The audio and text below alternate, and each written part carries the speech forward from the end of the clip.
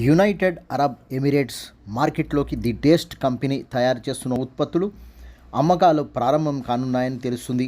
Ready to eat non veg, veg ఫుడ్ను కస్టమర్లకు పరిచయం చేస్తుంది.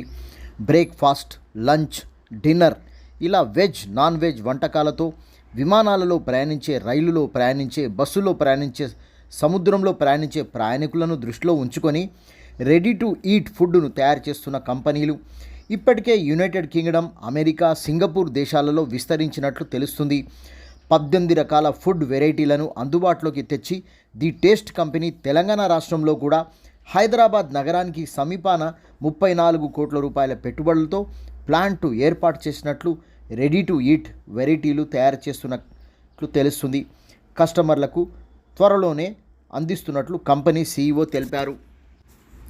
ప్రత్యేకించి ఇన్ఫర్మేషన్ టెక్నాలజీతో పాటు సాంకేతిక పరంగా ఎంతో అభివృద్ధి చెందుతున్న దేశాల సరసన భారతీయులు కూడా నిలబడ్డట్టు తెలుస్తుంది. ఎన్నో రకాల ఫుడ్ వెరైటీలతో పాటు ప్రపంచవ్యాప్తంగా ఉన్న హోటల్సు, రెస్టారెంట్సు ఇప్పుడు ఈ భోజనాల మీద చాలా సీరియస్గా కాంపిటీషన్ పెరిగినట్లుగా ప్రపంచ దేశాలను చూస్తుంటే తెలుస్తుంది.